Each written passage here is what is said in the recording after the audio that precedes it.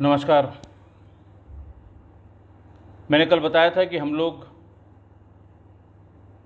खाली समय में वापस लौट आया था। धीरे धीरे वापस लौटे हुए भी 2 महीने हो गए थे। 2 महीने में हमें 8 दिन की छुट्टियां हमारी बन गई थी, हमारी ड्यू हो गई थी। 8 दिन की छुट्टियां हमारा हक बन गया था और हम उसे किसी भी समय ले सकते थे। जून जुलाई तक और अगस्त तक वहाँ का मौसम बहुत अच्छा होता है, पूरे बाल्कन्स का। बैठ के सब लोगों ने राय मशवरा किया कि कहाँ चला जाए, और जो उधर यूरोपियन ओरिजिन के थे उनकी जर्मनी जाने की इच्छा थी। किसी ने इच्छा व्यक्त की यहीं से यूके चला जाए, वहाँ हम लोगों का जो वीज़ा है वो पूरा यूरोप का है, शेंजन वीज़ा उसे कहते हैं। तो वहीं से घूम टहल के 7-8 दिनों में आएंगे। विद्वानों में मतभेद था कि कैसे चला जाए, क्या चला जाए। फिर मेरे साथ एक जो अमेरिकन थे, सैम, उन्होंने ये सुझाव दिया कि देखिए यहाँ पर टैक्सियाँ अवेलेबल हैं। आप बाई एयर एक सिटी से दूसरी सिटी जाएंगे, इधर उधर वहाँ घूमेंगे, पुराने स्मारक देखेंगे और लौट आएंगे। आपको साइट सीइंग अगर देखनी हो तो आप बाई रोड यहाँ से जाइए। और ग्रीस सबसे अच्छा है देखने लायक, ग्रीस आप ज़रूर देखिए।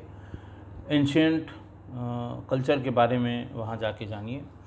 और जब आप ग्रीस जाएंगे तो आपको बीच में 4 देशों से होके गुज़रना होगा। सबकी अपनी अपनी खासियत है। आप एक दिन या 2 दिन, एक दिन अगर बीच में कहीं रुकना चाहें तो रुक के आप ग्रीस पहुँचिए। ग्रीस में एक दिन वहाँ स्टे करिए और उसके बाद ग्रीस से बहुत ढेर सारी क्रूज़ मिलते हैं वहाँ पर, पानी वाले जहाज़ जिनको हम कहते हैं। और बहुत ढेर सारे आइलैंड हैं वहाँ, सैकड़ों आइलैंड हैं, और सभी आइलैंड पर्यटकों की दृष्टि से काफ़ी विकसित किए गए हैं। उसमें होटल की सुविधा है, बीच की सुविधा है। और ये सीज़न उनका ये कहना था कि इस समय बीच पर भीड़ बहुत होती है। यूरोपियंस ये बीच पसंद करते हैं क्योंकि बहुत छोटे छोटे द्वीप समूह हैं, वो 2 महीने के लिए आके रुकते हैं वहाँ। सनलाइट, जो सूर्य की किरण है, उनसे वो अपने स्किन की टोनिंग करते हैं, जिससे बर्फ़ में रहते रहते उनकी जो स्किन बिल्कुल सफ़ेद हो गई है उसमें कुछ मेलेनिन पिगमेंट आ जाए, कुछ पिगमेंटेड स्किन हो जाए। ऐसी वहाँ पर रवायत है, ऐसा वहाँ पर रूटीन है यूरोप के लोगों का। विद्वानों की बात सुन के हम लोगों ने डिसाइड किया कि बात इनकी सही है। आप बाई एयर, वहाँ बहुत ढेर सारे टूर्स एंड ट्रेवल्स वाले घूमते रहते थे। वो जानते थे, पिछले 6-7 सालों का, 8 सालों का उनका अनुभव था कि जो लोग आए हैं वो यूरोप घूमना चाहेंगे। और एशियंस की खासियत ये थी कि वो अपनी छुट्टियां बचा के रखते थे और संडे में भी काम करते थे। तो वो जब छुट्टियां उनकी 8-10 दिन की हो जाती थी तो वो हेडक्वार्टर पे उनके संपर्क हुआ करते थे कि अब किसकी किसकी छुट्टियां 10 दिन की हो गई हैं। तो 7 दिन के पैकेज और 10 दिन के पैकेज लेके वो बराबर एक छोटे छोटे पर्चे में ऑफिसों में आके दिया करते थे, और कभी कभी गेट पे खड़े होकर वो बांटा करते थे। तो उन्हीं को देख के ये कई तरह के प्लान लोगों ने बनाए।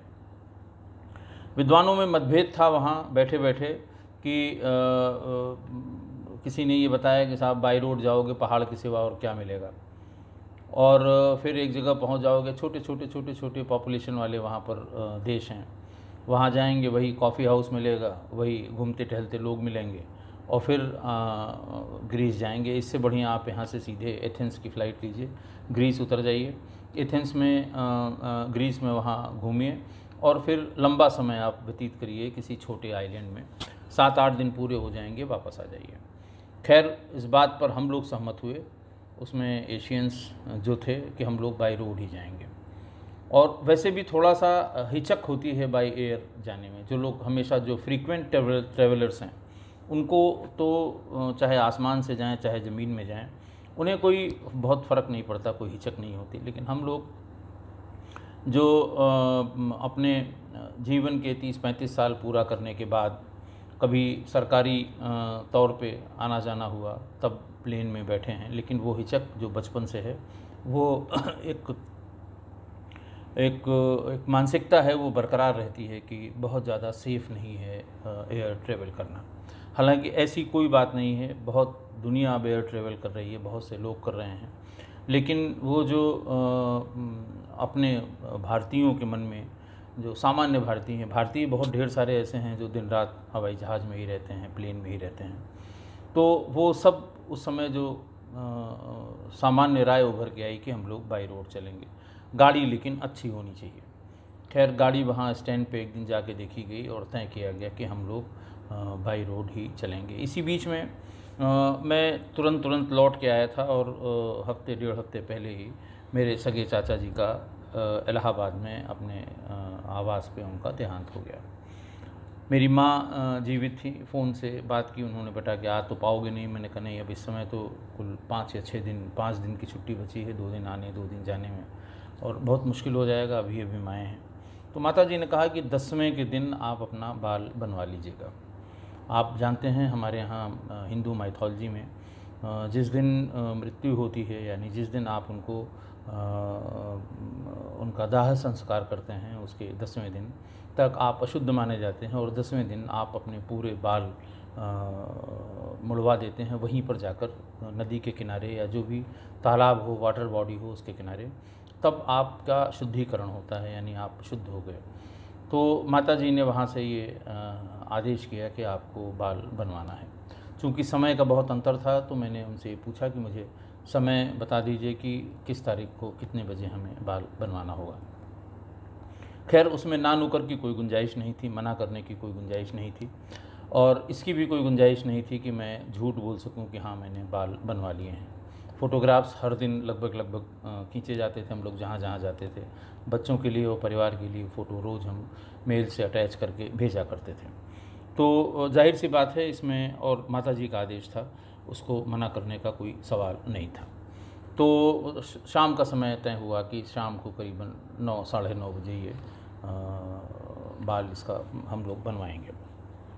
इत्तेफाक ये 9 साढ़े 9 बजे हम अपनी 5 साढ़े 5 बजे हम लोग खाली हो गए, घर गए, खाने वाने की बात हुई, और उसी समय हमारे उसी मोहल्ले में हमारे 2 जॉर्डेनियन मित्र आ गए थे, और बैठ के बात करते थे। वो लोग खाली थे, वो अपना हुक्का ले आते थे साथ में, और वहीं बैठ के हुक्का गुड़गुड़ाते थे, और बहुत हुक्के के शौकीन, हुक्का वो गुड़गुड़ाया करते थे। इसी बीच मैंने उनको बताया कि भाई मुझे 9:30 बजे नीचे कहीं पर किसी बार्बर शॉप में जाके अपने बाल सफ़ा कराने हैं। तो जैसे वो भी खाली थे, उन 10 सवाल उन्होंने तुरंत दागे मेरे ऊपर कि साहब बाल से क्या लेना देना। फिर मैंने उनको हिंदू माइथोलॉजी या हिंदू रिलीजियस कल्चर्स और जो हमारी यहाँ सदियों से जो परंपरा चली आई है उसको बताया। मैंने कहा भाई इसका कोई साइंटिफिक एक्सप्लेनेशन तो मेरे पास नहीं है, लेकिन एक पारिवारिक परंपरा है जो वहाँ बहुत बड़ा जो तबका है उत्तर भारत में, वो इसको मानता है, तो इसलिए हमें ये कराना ही कराना है। उनका चलिए हम लोग भी चलेंगे, हम भी देखेंगे कि कैसे बाल आप कैसे छिलवाएंगे, क्या इसका पर्पज़ है। तो खैर हम लोगों ने खाना खाया, खाना खाने के बाद वहाँ से चल दिए नीचे बाज़ार की तरफ। गाड़ी से, उनकी गाड़ी थी, यूएन की गाड़ी थी, जो इस समय उनके हमारे जॉर्डेनियन मित्रों के साथ थी। तो वहाँ से हम लोग नीचे आए, एक सैलून, कटिंग सैलून देखा गया, बैठे। तो वो चूँकि वहाँ आसपास बहुत बड़ी संख्या में मिशन के ऑफिसर्स रहते थे अलग अलग देशों के, तो इंडियंस देखते ही वो पहचान गया, और उसने कुछ हिंदी मिक्स करके कुछ अंग्रेजी में कि ये वाला कट, वो वाला कट उसने पूछा। तो मैंने उसको बताया कि नहीं, पूरा एकदम बिल्कुल आप इसे साफ़ कर दीजिए। अस्तूरे से बनाने को मैं एक्सप्लेन नहीं कर पा रहा था उसको कि अस्तूरे से कैसे बनाएंगे। तो खैर कुछ हमारे जॉर्डेनियन मित्र ने समझाया, कुछ वो समझ में आ गया। उसने खैर शुरू किया धीरे धीरे, बहुत संभलते हुए। हमें नहीं लगता है कि वहाँ कोई इस तरह से पूरा बाल अपना छिलवाता होगा, इसलिए उनके लिए नया एक्सपीरियंस था। वो थोड़ा थोड़ा करके उसको पानी से वेट करते थे, थोड़ा थोड़ा करके साफ़ किया। फिर पीछे की तरफ जहाँ पर वो आप शिखा रखते हैं, जहाँ चूनी रखते हैं जिसको कहते हैं, शिखा सामान्य वर्ड है, वहाँ पे मैंने उंगली रखी अपनी और ये कहा कि इसके चारों तरफ साफ़ कर दीजिएगा और इतना छोड़ दीजिएगा।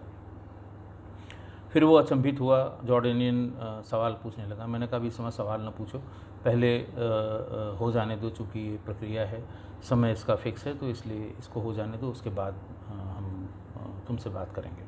खैर पूरा साफ़ हो गया, उसने जो कुछ पैसा मांगा मैंने पैसा दे दिया। इसी बीच में जॉर्डेनियन हमारे जो फुकतान थे, उनके मैंने बताया पहले बहुत मजाकिया थे। अचानक उनके पता नहीं क्या दिमाग में आया और उन्होंने कहा कि brother I will also get it shaved. तो मैंने पूछा भाई आपसे क्या मतलब है इसका? बोले नहीं बस तुमने कराया तो हम कराएंगे। बैठ गए।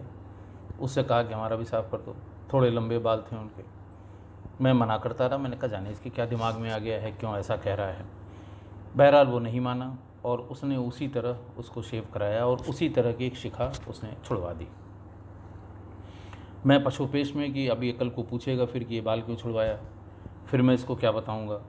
फिर जब मैं बताऊंगा कि ये प्योर हिंदू कल्चर में है, वो चूँकि मुस्लिम है, पता नहीं वो उसको किस तरह से ले। तो मैं बहुत उहापोह में था, लेकिन 15-20 मिनट में उसने भी अपना बाल साफ़ करा लिया और फिर वहाँ से निकले हम लोग। कॉफ़ी हाउस में कॉफ़ी पिया और अपने अपने घर चले गए। वहीं कॉफ़ी जहाँ हम लोग पी रहे थे, हम दोनों ने एक साथ अपनी फ़ोटोग्राफ खिंचवाई और शाम को मैंने अपने परिवार वालों के लिए वो मेल कर दी। वहाँ चाची जी हमारी उस समय जीवित थी, सब लोग एक साथ ही थे और चाची ने, हमारे बच्चों ने, सब ने देखा। और वहाँ जो लोग और हमारे परिवार के थे जिन्होंने उस दिन अपने बाल बनवाए थे, उनने भी देखा। और फिर एक सीधा सा सवाल कि आपके साथ ये कौन है और इसने क्यों बनवाया। मेरे पास भी कोई जवाब नहीं था, क्योंकि बिना किसी तैयारी के मैं अपने बाल कटा चुका था, उसको पैसा दे चुका था। तब उसने, खैर अगले दिन मैं खुद उसके पास गया। मैंने उसको बताया कि भाई ये हमारा कल्चर है ऐसा। तो उसने कहा क्या हुआ, इससे क्या फ़र्क पड़ता है। वो फ़ोटो मैं बहुत संजो के अभी भी अपने पास रखे हूँ, जिसमें हम दोनों ऐसा, उसने भी हमारे साथ ऐसा किया था और मैं बराबर, मेरे टच में है, मैं मेल करता हूँ। और बहुत हंसोड़ टाइप का, बहुत मजाकिया टाइप का व्यक्ति है वो। उसके 2 बच्चे हैं, दोनों लड़कियां हैं और उनके साथ भी फ़ोटो अपनी कभी कभी फेसबुक पे भी कभी कभी वो फ़ोटो अपनी शेयर करता है। ये बात हो गई, बाल उस समय बनवा चुके। तो मेरे कहने का मतलब ये कि चूँकि वो भी मेरे साथ ग्रीस जाने के लिए तैयार हुआ, हम लोग कुल 6 लोग थे। वहाँ से मैंने उससे कहा कि भाई हमें नॉर्थ मैसेडोनिया होके जाना है, क्योंकि नॉर्थ मैसेडोनिया में, इस कॉपिये में मदर टेरेसा की जन्मभूमि है। टैक्सी वाले ने कहा कि सर बिल्कुल वही रास्ता ही है, बस ये है कि थोड़ा सा 1 किलोमीटर भीतर जाना पड़ेगा। उनका जो जन्म स्थान है, जो गांव है, जो उनका कच्चा सा मकान है, वो मैं आपको दिखा दूंगा। वहाँ कोई नहीं रहता। एक मेमोरियल बना हुआ है शहर के भीतर, मैसेडोनिया में, नॉर्थ मैसेडोनिया में, मदर टेरेसा मेमोरियल करके, आप चाहें तो वहाँ रुक जाएँ। तो मैंने कहा मेमोरियल में हमें बहुत नहीं इंटरेस्ट है, हमें तो वो जगह देखनी है जहाँ पर मदर टेरेसा का जन्म हुआ था। खैर हम लोगों ने प्लान के मुताबिक वहाँ से प्रस्थान किया। सामान अपना, बिस्तर, सबसे इम्पोर्टेंट जो था खाना, छोटा वाला कुकर, खाने का थोड़ा थोड़ा सामान, मतलब थोड़ा चावल, दाल और ये सब ज़रूर रख लिया, क्योंकि 7 दिन के लिए। और मैं जानता था कि वेजिटेबल्स यानी फ्रूट्स, फलों के सिवा कोई चीज़ वेजिटेरियन के लिए उपलब्ध नहीं होगी। हमें मॉन्टीनीग्रो, अल्बानिया, मैसेडोनिया पार करके कोसोवो से तब ग्रीस पहुंचना था, यानी 4-5 देश हम पार करके तब वहाँ पहुँचते हैं। ग्रीस में भी हमने एथेंस में अपने रहने के लिए एक होटल, छोटा सा होटल था जो बिल्कुल एथेंस में पार्लियामेंट के पास में था, वहाँ अपना एक होटल पहले से बुक करा लिया था। रास्ते भर हम लोग देखते हुए और प्रकृति का पूरा आनंद लेते हुए वहाँ से गए। बहुत टेढ़ी मेढ़ी सड़कें, लेकिन सड़कों की जो गुणवत्ता है वो बहुत अच्छी है वहाँ पर। हमें कोई भी जगह ऐसी नहीं मिली जहाँ पर सड़कें उखड़ी हुई हों, जहाँ सड़कों पे कोई गड्ढे हों। और जो इंडिकेटर्स और मार्कर्स हैं वो बिल्कुल जंगल से जंगल के स्थान में, वो रोड सेफ्टी के जो पॉइंट्स हैं, जो उसके चिन्ह हैं, वो हर जगह मिले। जहाँ जहाँ देश की बाउंड्री हम लोग, जैसे मैसेडोनिया के भीतर घुसे तो वहाँ लंबी कतार लगी हुई थी, वहाँ एक एक आदमी की चेकिंग हो रही थी। हमारे पासपोर्ट उन सब की चेकिंग हुई, वीज़ा की चेकिंग हुई। हम लोग पहुँचे सवेरे के निकले हुए, हम लोग 8:30-9 बजे के आसपास, और नॉर्थ मैसेडोनिया पहुँचे। वहाँ सबसे पहले शाम हो गई थी, लेकिन हम लोग गए वहाँ पर स्कॉपिए। वो SKOPIJE है, लेकिन जे को चूँकि यह कहते हैं वहाँ पर, इसलिए उसको स्कॉपिए प्रोनाउंशिएट करते हैं। वहाँ गए, वो बहुत छोटा सा एक गांव, बहुत कम लोग वहाँ पर, और एक छोटा सा मकान। सामने की तरफ तो वो पक्का हो गया है, पीछे की तरफ वो अभी भी खपरेल नुमा, खपरेल तो वहाँ नहीं होती है, लेकिन वो पक्के लिंटर की स्लैब वाला मकान नहीं था। अच्छा था, लोगों ने साफ़ सुथरा करके रखा था। और वहाँ पर एक बहुत छोटा सा बोर्ड लगा हुआ था कि ये मदर टेरेसा की जन्मभूमि है। भाषा वही अल्बेनियन बाहुल्य ये क्षेत्र कोसोवो से पहले अलग हो गया था, मैसेडोनिया। तो वहाँ से हम लोग फिर एक छोटे से होटल में मैसेडोनिया में रुके अगले दिन की यात्रा के लिए। वहाँ से फिर हम लोग चले, मॉन्टेनेग्रो क्रॉस किया था दिन में, अल्बानिया क्रॉस किया था, नॉर्थ मैसेडोनिया में रुके, फिर वहाँ से ग्रीस के लिए हम लोग चले गए। ग्रीस के रास्ते में समुद्र के किनारे एक शहर पड़ता है थेसालोनिकी। थेसालोनिकी बहुत ऐतिहासिक शहर है और अरस्तु का जन्म स्थान भी है। नेट पे सर्च करते रहे कि अरस्तु के जन्म स्थान को या उसके स्मारक को देखने के लिए कैसे कैसे जाना होगा।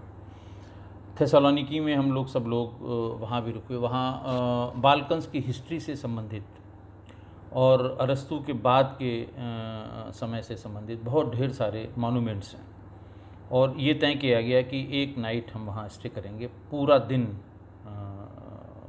घूमेंगे और रात में वहाँ से एथेंस के लिए हम लोग चलेंगे, ताकि अगले दिन सुबह एथेंस पहुँच जाएं और फिर वहाँ आराम करेंगे।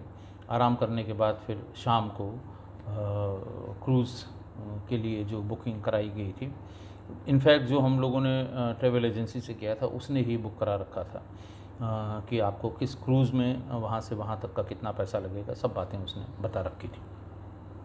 उसका एक एजेंट भी हम लोगों के साथ गाड़ी में था और ड्राइवर था, 2 ड्राइवर थे और वो एक एजेंट था, बाकी हम 5-6 लोग थे। थेसालोनिकी में हम लोग पहुँचे, बहुत बड़े बड़े वही कॉफ़ी हाउस हर 10 कदम पे, किसी बड़ी बिल्डिंग के बाहर की तरफ एक वो छायादार हरी नीली या पीली नीली पट्टी के शेड से लटके होते थे, उसी के नीचे कुर्सी मेज़ लगी हुई, और आप घंटों बैठ के एक कप कॉफ़ी में आप घंटों वहाँ पर काट सकते हैं। एक बात मैं आपको और बता दूं कि बीच में बड़ा लोगों ने बताया साहब टर्किश कॉफ़ी बड़ी मशहूर, और साहब टर्किश कॉफ़ी का कोई जवाब नहीं है। तो एक दिन हम लोगों ने भी तय किया कि भाई टर्किश कॉफ़ी भी पी जाती है, क्या है ये, है तो वेजिटेरियन ही, जैसे बाकी कॉफ़ी हम लोग अलग अलग जगह एस्प्रेसो की भी मिलती थी वहाँ पर, और बहुत ढेर सारी, और कैपाचूनो पहली बार हमने वहाँ सुना था, कैपाचूनो की कॉफ़ी, क्योंकि हो सकता है दिल्ली में बहुत प्रचलन में हो, लेकिन लखनऊ और इलाहाबाद में ये नए कॉफ़ी हाउस में हो सकता हो। कैपाचीनो के बारे में बहुत जानकारी नहीं थी, लेकिन वहाँ लगभग हर दुकान पर आपसे कैपाचीनो के लिए पूछा जाता है, और वहाँ कॉफ़ी पीने वालों में 90% लोग कैपाचीनो ही पीते हैं। टर्किश कॉफ़ी के लिए ऑर्डर दिया गया, और बड़ा उसको पता जाने कैसे जतन से उसको बनाते हैं और कैसे कैसे वो एक उसमें छोटे से कुशन में करके टर्किश कॉफ़ी लाई गई। बहुत बड़ा कप नहीं था, सामान्य साइज़ का कप था, एक चम्मच उसमें पड़ा हुआ था। चम्मच से उसको जब उसको घोला तो वो नीचे बहुत थिक था, चम्मच हिल नहीं रहा था। तो कुछ डाउट हुआ कि भाई ये कॉफ़ी की जगह क्या दे गया, पूछा गया, उसने कहा नहीं साहब ये टर्किश कॉफ़ी है। तो ऊपर की 2-3 घूंट तो किसी तरह से पी गई। उसके बाद नीचे वो, जैसे कभी कभी हम लोगों के यहाँ बड़े खाने वाली छन्नी अगर हो और चाय उसमें आप छान दीजिए, तो बहुत ढेर सारी चाय नीचे बॉटम में पहुंच जाती है, बहुत बड़ी मात्रा में, और चाय पीते पीते अगर आप बहुत सावधान नहीं हैं तो वो नीचे की जो चाय की पत्तियां हैं वो आपके सिप में आ जाएंगी मुंह में, और पूरे चाय का स्वाद ख़राब कर देंगे। ठीक कुछ वैसा ही टर्किश कॉफ़ी में, बहुत डार्क, बहुत थिक, और नीचे उसका वो जो मटेरियल है कॉफ़ी का वो बैठा हुआ। तो 2-3 घूंट तो ऊपर जो सामान्य चाय कॉफ़ी की तरह थे वो पिए गए। उसके बाद जब वो थिक मटेरियल शुरू हुआ तो फिर उतने पर ही मैंने उसको छोड़ दिया। साथ वालों ने पूछा कि अच्छा नहीं लगा। मैंने कहा भाई पता नहीं, अच्छा होगा ज़रूर, लेकिन ये बहुत ज़्यादा हमको पैलेटेबल नहीं है, बहुत सूट नहीं कर रहा है ये, या बहुत मैं कंफर्टेबल नहीं हूँ इसको पीने में। तो खैर ये था टर्किश। उसके बाद मैंने फिर कभी टर्किश कॉफ़ी, हालांकि टर्किश कॉफ़ी की जब लोगों को पता लगा कि मैं वहाँ हूँ, तो जो जानकार लोग थे वो कई हमारे मित्रों ने टर्किश कॉफ़ी लाने के लिए कहा था। और मैं जब इंडिया गया था तो टर्किश कॉफ़ी के छोटे छोटे पाउच भी ले गया था। लेकिन मेरे आज तक समझ में नहीं आया कि टर्किश कॉफ़ी या तो हम लोगों को सूट नहीं कर रही है, या हमारे यहाँ के लिए नहीं बनी है, या फिर हम लोगों का वैसा टेस्ट नहीं है। लेकिन बहुत अच्छी नहीं लगी, और मैं उसके बाद से मैंने कभी टर्किश कॉफ़ी नहीं पी। खैर घूमते टहलते हम लोग वहाँ पहुँचे थेसालोनिकी में। थेसालोनिकी समुद्र के किनारे बसा हुआ बहुत ही खूबसूरत शहर है, छोटा शहर है, बहुत ही खूबसूरत, बड़ी बड़ी इमारतें, और समुद्र के किनारे किनारे 4-4, 6-6 और 10-10 मंजिली इमारतें, ज़्यादातर शॉपिंग कॉम्प्लेक्स, एंटीक सामान मिलने वाले दुकानें, इस तरह की वो वहाँ पर नज़ारा था। वहाँ पूछने पर लोगों ने बताया कि हाँ सब अरिस्टोटल की का जो प्लेस है, जो जहाँ वो रहते थे अरस्तु, वहाँ पर एक उनकी एक बड़ी सी मूर्ति उनकी लगी हुई है। ढूंढते ढूंढते मैं अरस्तु की मूर्ति के सामने पहुँचा। ग्रीकन रोमन ग्रीक अटायर जो होता है, एक कपड़ा सा लपेटे हुए गर्दन में, और वो एक पैर से एक पैर पे रखे हुए एक बड़ी सजीव सी मूर्ति, बहुत पुरानी मूर्ति वहाँ पे लगी थी। कोई उसके आसपास नहीं था, एक भी व्यक्ति वहाँ उसके आसपास नहीं था। मैं सामने गया, प्रणाम किया, उनके पैरों को छुआ, और फिर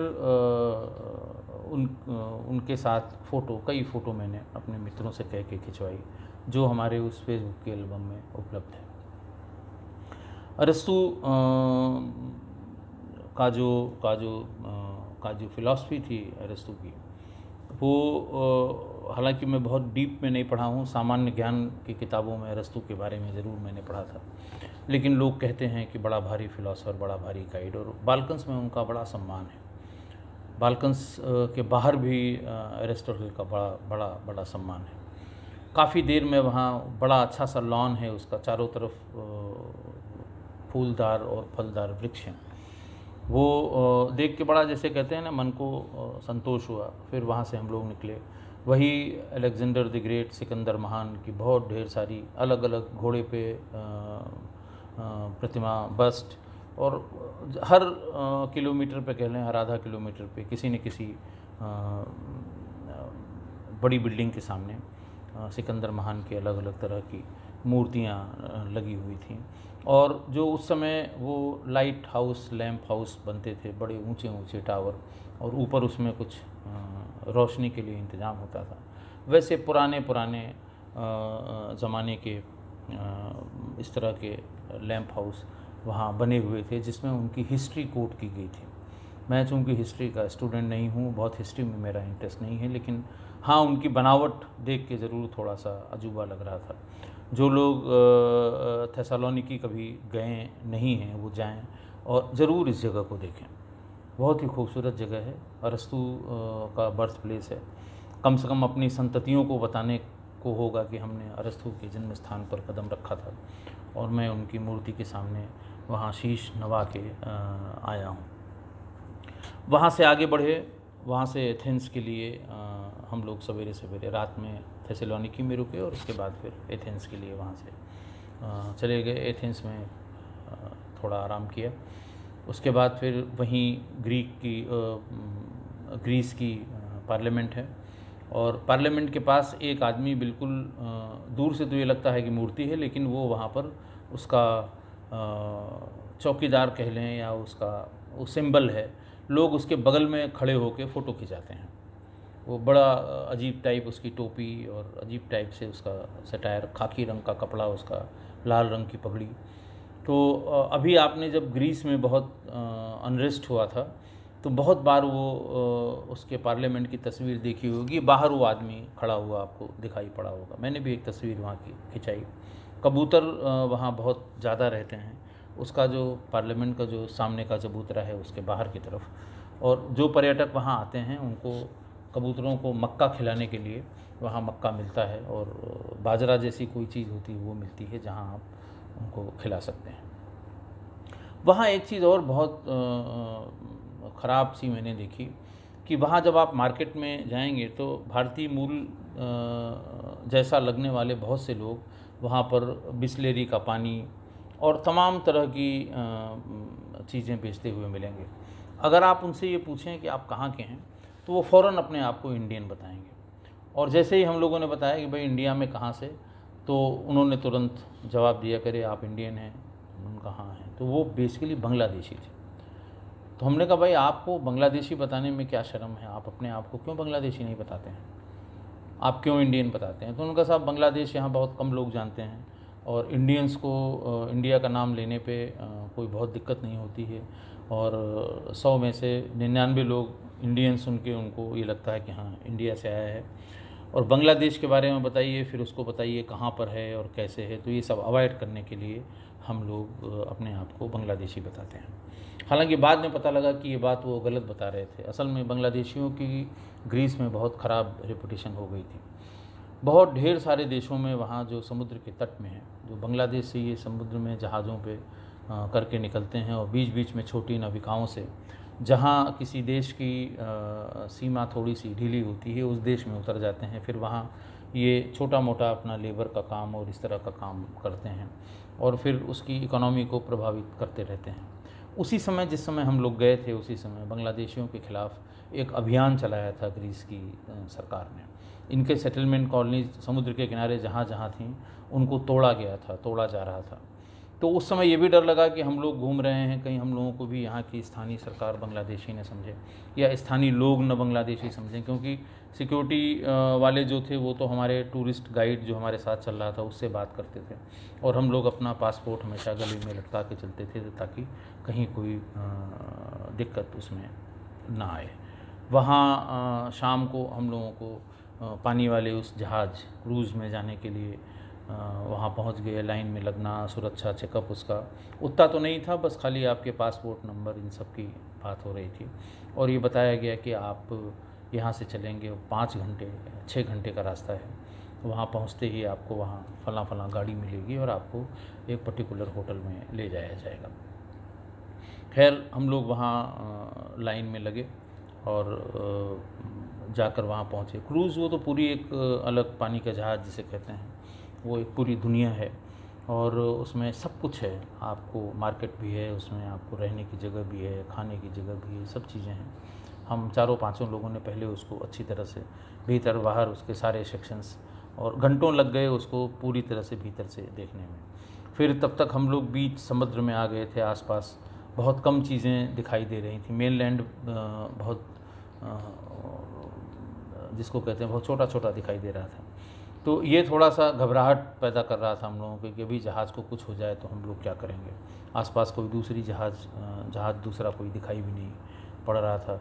निगाह जा रही थी कि लाइफ जैकेट्स यहाँ पर कहाँ रखी हुई हैं इस पर, क्योंकि चूँकि हम में से कोई भी इतनी लंबी समुद्र की यात्रा हम लोगों ने किसी ने नहीं की थी, तो थोड़ा सा भय का लगना या थोड़ा सा आगे के बारे में सोचना ये लाजमी था।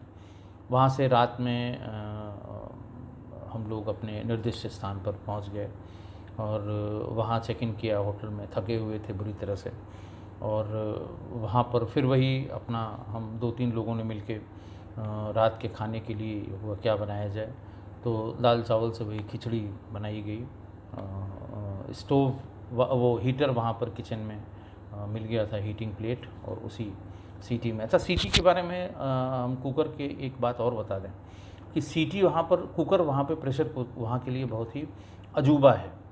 सीटी बजते ही अगल बगल के, जैसे जहाँ मैं रहता था शुरू के दिनों में, हमारा मकान मालिक भी दरवाज़ा खटखटा चुका कि भाई क्या आवाज़ हो रही है। उसको बुला के दिखाया गया। पड़ोसियों ने भी 1-2 दिन आके देखा कि भाई क्या चीज़ है जो इतनी तेज़ आवाज़ करती है। तो एक बार देखने के बाद फिर हम लोग सुकून से सुबह शाम जब खाना बनाते थे तो सीटी की दिक्कत नहीं होती थी। लेकिन जब वहाँ उस दिन द्वीप में उसके ग्रीस के, अब मुझे एग्जैक्टली ध्यान नहीं है क्योंकि वहाँ द्वीप के नाम द्वीप जितने हैं ग्रीस के, सिरोस, सिफिनोस, नेक्सोस, एमरगोस, इस तरह के नाम हैं। एग्जैक्टली क्या नाम था जहाँ हम लोग वहाँ रुके थे, लेकिन वहाँ भी हम लोगों ने इसी में सीटी बजा के बनाया और खाना खा के हम लोग सो गए। आज बस यहीं तक। अगले अंक में ग्रीस के उस द्वीप के बारे में हम आपको बताएंगे। बहुत बहुत धन्यवाद।